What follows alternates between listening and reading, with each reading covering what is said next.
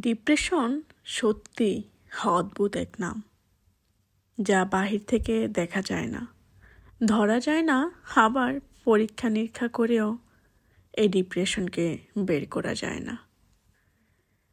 একটা ব্যাপার কি জানেন, এই জগতে প্রত্যেকেরই কোনো না কোনো সমস্যা আছে। তারপরেও আমরা মুচকি হাসি দিয়ে বলে থাকি ভালো আছি। কিন্তু প্রকৃতি সত্যিটা হলো পৃথিবীতে কেউ ভালো নেই। প্রত্যেকেরই কোনো না কোনো সমস্যা আছে। আমাদের ভালো থাকাটা হারিয়ে গেলেও আমাদের মিথ্যে অভিনয় করে ভালো থাকতে হয়। আমাদেরকে মিথ্যে অভিনয় করে বলতে হয় আমরা ভালো আছি। কোনো এক জায়গায় আমি পড়েছিলাম কিংবা শুনেছিলাম যে বুদ্ধিমান মানুষেরা কখনোই অতীত মনে রাখে না। তাদের কাছে বর্তমানই সব কিছু। অতীতকে মনে রেখে কষ্ট পায় শুধু বোকা মানুষগুলো। সত্যিই তো, যেটা হয়ে গেছে সেটা ভুলে যাও, যেটা তোমার জীবনে হচ্ছে সেটা হতে দাও। আগামীতে যা কিছু হবে ইনশাল্লাহ সব কিছুই তোমার ভালোর জন্য হবে। কারণ আল্লাহ কখনোই তার বান্দার অকল্যাণ চান না, কল্যাণ ছাড়া। তাই জীবনটাকে খুব সহজ করে দেখতে হবে।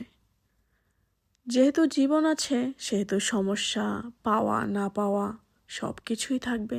কষ্ট থাকবে, দুঃখ থাকবে, আবার আনন্দও থাকবে, সুখও থাকবে। তাহলে আমরা কেন শুধু না পাওয়াগুলোকে নিয়ে নিজেকে এতটা কষ্ট দেব? তার তো কোনো মানে নেই।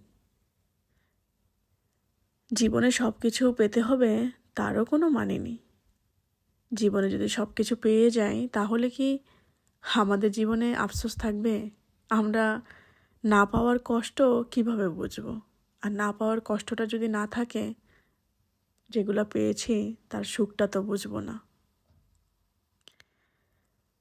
তাই আমার কাছে মনে হয় যে সব কিছু সহজ করে দেখাই উচিত। এক জীবনে সব কিছু পাবো না, সব কিছুই কল্যাণকর হয় না। যেই রব আমাকে সৃষ্টি করেছে তারই তো চিন্তা আমাকে নিয়ে। আমি কেমন থাকবো? আমি কেন অযথায় নিজেকে নিয়ে চিন্তা করব? আমার যেটা করা দরকার আমি সেটা করে যাব।